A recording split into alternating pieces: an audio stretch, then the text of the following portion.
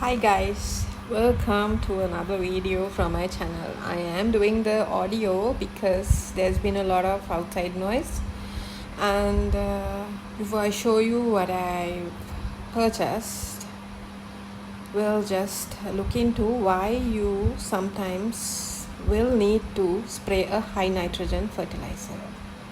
So this might be partially my problem because I am so prone to using high nitrogen, high potassium, high phosphorus fertilizers, because all I've been doing is using organic fertilizer earlier. You're seeing now are some malnourished or mutated leaves of my Hoya CV Jennifer. Firstly, I thought these are bumping up with the trellis, or some thing is doing this to it, some critter, but to see this is happening because of a nitrogen deficiency. Okay, and I know for months on now I have not owned a high nitrogen fertilizer, so now is the time to do quick damage control. And I have told you guys, high component fertilizers are mainly used when you need to damage control of your Hoya's mutations or some sort of deficiency it has been having. Now you're seeing a yellowed leaf. It has got yellowed because of sun stress, but there is a not so detrimental fungal attack happening on this with spots. If you Google, you will find out what this is, and I needed to rethink about everything. So the first measure of damage control would be, of course, applying a high nitrogen fertilizer, which I'm doing now. Okay, so my heart shape is not doing bad, it's doing awesome, but I'm spraying now my CV Jennifer. This much is enough, and I have diluted according to the instruction in the bottle, and a bit lower than that because we go less is more for Hoyas and orchids. I am reiterating some of these things when you guys already know this from my channel, for any newcomer who will be watching one of my videos for the first time. This is another case where the leaves have grown very narrow and not wide. That's my Hoya densifolia, and I have to spray a high nitrogen fertilizer because I am seeing so many signs of nitrogen lacking in my Hoyas. Okay, but it's not the same for all my Hoyas. You can see now this is doing fine, and I recently have actually sprayed neem oil and dishwash on all of them to get rid of fungal, especially now that it's raining. That's my Hoya pentaphlebia. It is also going through a severe dehydration after repotting, and I know mainly because I was spraying high phosphorus fertilizers on this, and where the other two components were very low, right? So you need to be on top of your fertilizer game when these plants are used to be getting a lot of spray of fertilizers from their manufacturers and their growers, big box stores whatever that you will be purchasing these from, even greenhouses. They spray a lot of fertilizer. Again, you're seeing signs of low nitrogen in them because of these bud blasts happening in my Vanda tessellata, which has never had these sort of issues, and they are recovering after a repot. You can see at the back near the wall there's one plant which has dehydrated also. We'll see how it goes. This is my vanilla. It has grown very well for me after the repot. It is in total cocoa husk, One day I'll cover everything going into the media. Now these are my smaller specimens, which also, as per my opinion, needs some nitrogen. So after this spray, I will be doing another high nitrogen spray in a few days, within a week's time.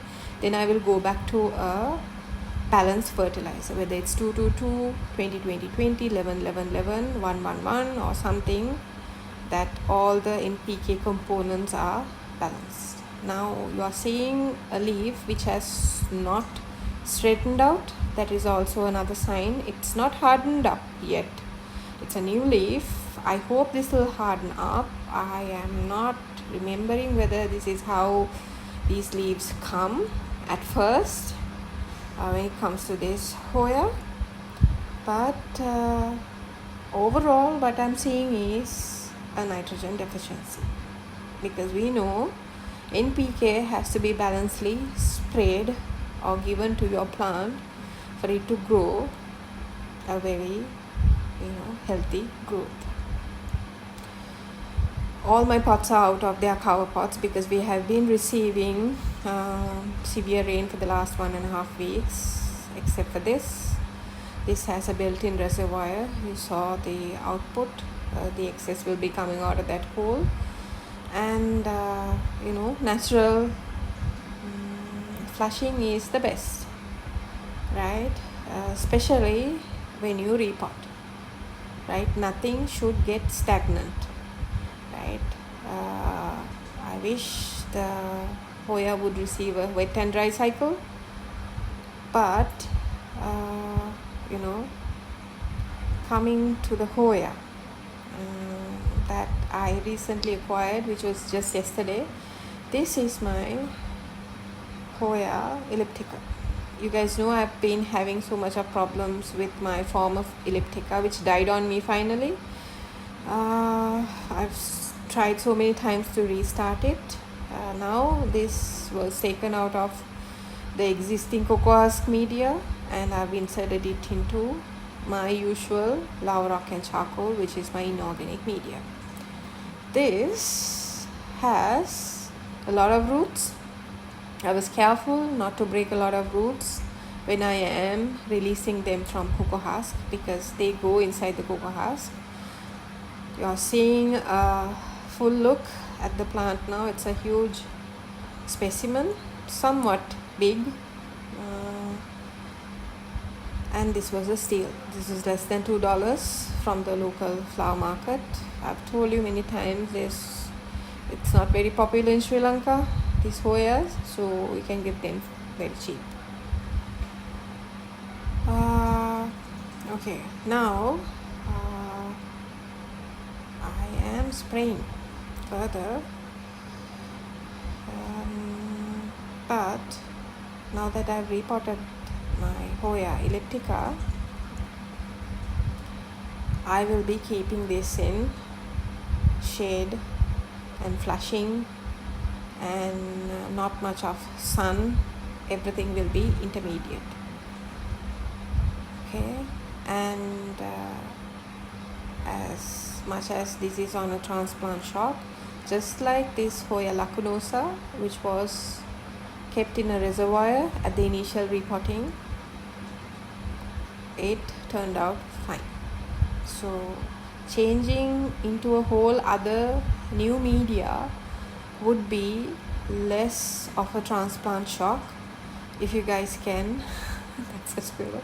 If you guys can keep a close eye on it, flush it, give it new reservoir, fertilize it, keep it in partial sun, overall not let it get dehydrated. Okay, now we are seeing footage of something that got dehydrated being in the dead of the sun, which I have inserted and I'm keeping at the bottom of my shelf.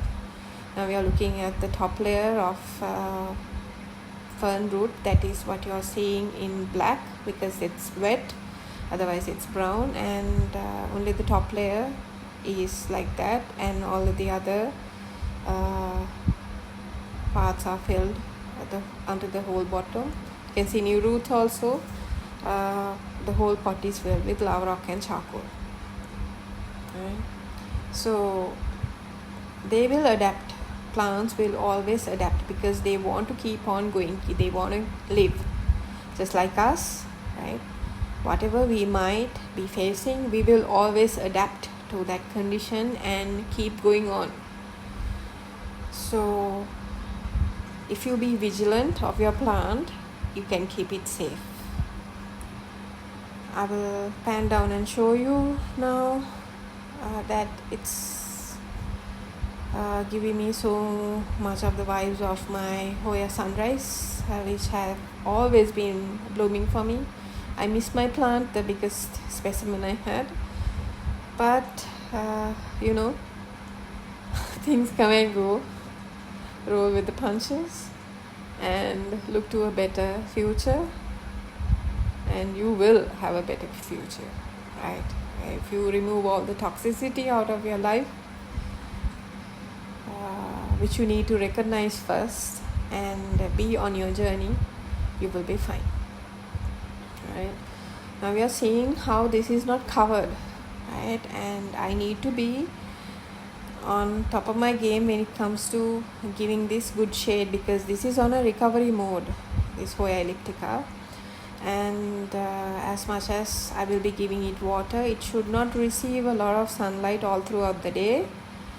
It has to be partial, and it should be somewhat like this, what you're seeing now, right? Canosa could adapt, but not elliptica, because this is a hybrid, but this is a very common Hoya in Sri Lanka, so therefore it will be very easy to adapt also, right? This is sort of like a primary hybrid. I will have the reservoir up to there because the roots stop there, and with the capillary activity it will be pulling off the water onto the roots, and from roots through to the vines and the leaves. It will be always hydrated, but the roots will not be in water. That is where I will give this a wet and dry cycle. If it's in water for 2 days, like even touching the roots, I will empty the reservoir and keep it bare.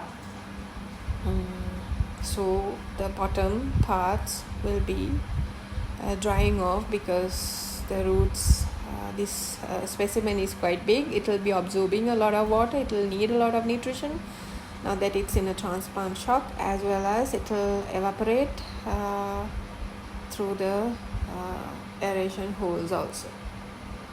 Okay, so I highly like using plastic because there is somewhat of moisture retention within these pots when you compare with clay pots, right? So okay, now I've added the cover pot. If it's raining, I will definitely take this off, because I would not need a reservoir then. I would need my plant to flush off all the excess mineral, so it will be easily adapting to its new media, as well as getting rid of excess mineral and getting air through to the roots. You have to remember Hoya's are epiphytes, so when we are putting them in, even in inorganic media, we have to be worried about having good media, new fresh media which has no bugs or pests in it, and having your plant that whatever that you're repotting without any pests or fungal attacks, so the transition to a new media would be easy for them. What else can I say? I know I'm saying something in the video. I do not remember. So when I spray high nitrogen fertilizer, guys, I spray onto everything, because even though they do not show signs of nitrogen deficiencies, it will suddenly try to show.